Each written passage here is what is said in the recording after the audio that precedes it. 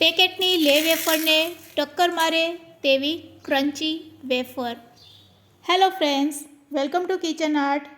Friends, આજે આપણે લે વેફરને ટક્કર મારે એવી બટેકાની વેફર બનાવીશું. ના બાફવાની કે સૂકવવાની ઝંઝટ.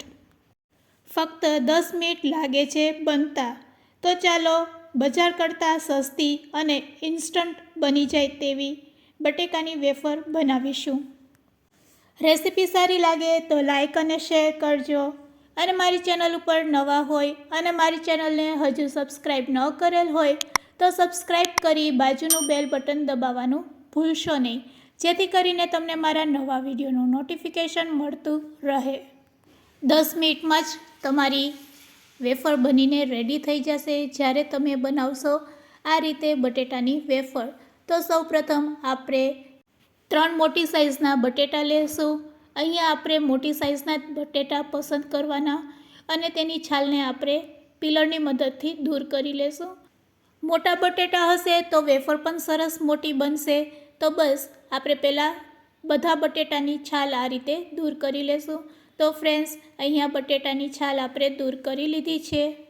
વેફર પાડવા માટે આ રીતનું સ્લાઇડર આવે છે, જમ્બો સાઇઝનું.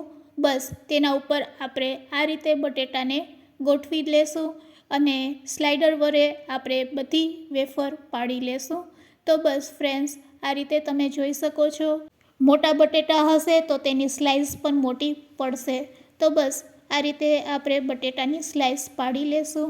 હવે ફ્રેન્ડ્સ, એક બટેટાની સ્લાઇસ પાડ્યા પછી તેને આપણે પાણીમાં એડ કરી દેશું અને પાણીમાં એડ કર્યા પછી આપણે લીંબુ તેમાં એડ કરી દેશું. આ રીતે લીંબુ એડ કરવાથી વેફર કાળી પડતી નથી અને બટેટામાં સ્ટાર્ચનું પ્રમાણ હોય છે, તો સ્ટાર્ચનું પ્રમાણ દૂર કરવા માટે પણ અહીંયા આપણે લીંબુનો ઉપયોગ કરશું. તો પાણીને હલાવ્યા પછી ફરીથી આપણે બટેટાની તે જ રીતે સ્લાઇસ બનાવીને રેડી કરીશું. તો આ રીતે બધા બટેટાની આપણે પહેલાં સ્લાઇસ બનાવી લેશું અને પછી તેને પાણીમાં એડ કરતા જઈશું.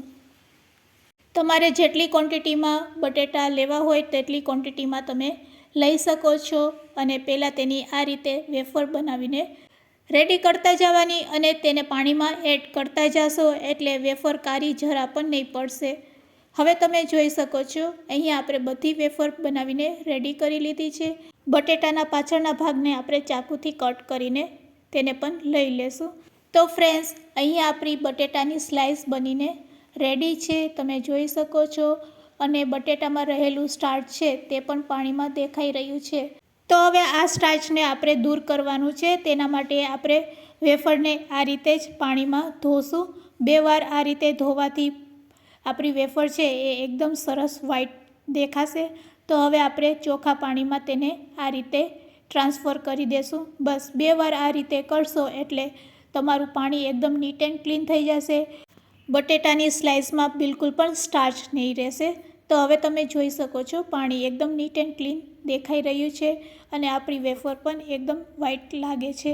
હવે તેને આપણે એક પ્લેટમાં કાઢી લેશું. અને ફ્રેન્ડ્સ, આ રીતે પાણીમાંથી કાઢ્યા પછી આપણે ડાયરેક્ટ જ આ વેફરને કોટનના કપડા ઉપર લઈ લેશું. કોટનનું કપડું રંગ ન છોડે તેવું પસંદ કરવાનું છે.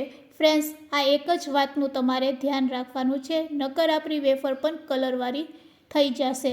તો બસ હવે આ વેફરને આપણે આ રીતે કોટનના કપડામાં બાંધી દેશું. તેની એક પોટલી બનાવી લેશું અને આ પોટલીને હવે આપણે વોશિંગ મશીનમાં એડ કરીશું. તો તેના માટે આપણે વોશિંગ મશીન ચાલુ કરીશું અને સ્ટાર્ટનું બટન દબાવી અને તેને સ્પિન ઉપર લઈ જઈશું. સ્પિનનું બટન દબાવી અને પોટલીને તેમાં એડ કરી દઈશું અને પછી સ્ટાર્ટનું બટન દબાવી દેશું. આ રીતે તમારો સમય પણ બચી જશે અને તમારી વેફર પણ ઝડપથી સુકાઈ જશે. અહીંયા આપણે બાફ્યા કે સૂકવ્યા વગર આ વેફરને બનાવી રહ્યા છે.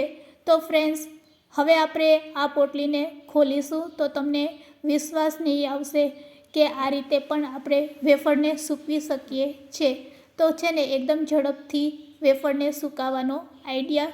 હવે ફ્રેન્ડ્સ, તમે જો આ રીતે સૂકવેલી વેફર છે એ એકદમ કોરી થઈ જાય છે, તેમાં જરા પણ પાણીનો ભાગ રહેતો નથી. તમને હાથેથી બતાવવાનો પ્રયત્ન કરું છું. બધી વેફર છૂટી લાગી રહી છે ને. હવે વેફરને તળવા પહેલાં આપણે વાટકીમાં મીઠાવાળું પાણી કરી લેશું. તો અહીંયા મીઠાવાળું પાણી રેડી છે. તો ચાલો હવે આપણે ગેસની ફ્લેમ ચાલુ કરીશું અને કડાઈમાં તેલ ગરમ કરીશું. તેલ ગરમ થઈ ગયું છે કે નહીં તેને એક વેફર નાખીને ચેક કરી લેવાની. હવે આપણે તેમાં વેફર એડ કરી દઈશું. વેફર એડ કર્યા પછી તેના ઉપર આપણે 1 ચમચી જેટલું મીઠાવાળું પાણી એડ કરી દઈશું અને મીઠાવાળું પાણી કરી અને વેફરને થોડીક વાર રહેવા દઈશું તેલમાં અને પછી આપણે ઝારાની મદદથી તેને પલટાવીશું. અહીંયા આપણે ગેસની ફ્લેમ હાઈ રાખીશું. હાઈ ફ્લેમ ઉપર જ આ વેફરને તળવાની છે. 2 મિનિટમાં જ આપણી વેફર છે એ એકદમ ક્રિસ્પી બનીને રેડી થઈ જશે. તો ફ્રેન્ડ્સ તમે જોઈ શકો છો સરસ આપણી વેફર તળાઈ ગઈ છે અને કેટલી ક્રન્ચી બની છે તેનો અવાજ પણ તમને સંભળાવું છું. જો ફ્રેન્ડ્સ એટલી ક્રન્ચી બની છે ને કે તમને વિશ્વાસ નહીં આવશે કે આ રીતે પણ આપણે વેફર બનાવી શકીએ છીએ. તો બધી વેફરને આ રીતે આપણે તળીને રેડી કરી લીધી છે અને રેડી કરેલી આ વેફરને હવે તમે એન્જોય કરી શકો છો. તેનો અવાજ સંભળાવીને બતાવું છું કે આપણી વેફર છે એ કેટલી ક્રિસ્પી રેડી થઈ છે. તો બજાર કરતાં ખૂબ જ સસ્તી અને ચોખ્ખી એવી વેફર બનીને રેડી છે. વ્રત કે ઉપવાસ હોય ત્યારે પણ તમે આ રીતે વેફર બનાવી શકો છો. ફ્રેન્ડ્સ, આજની શીખારેલી ટિપ્સ તમને કેવી લાગી તે મને કમેન્ટ્સમાં જરૂરથી કહેજો અને આજની રેસીપી સારી લાગી હોય તો શેર કરવાનું ભૂલશો નહીં. Thanks for watching. ફરી મળીશું એક નવી રેસીપી સાથે.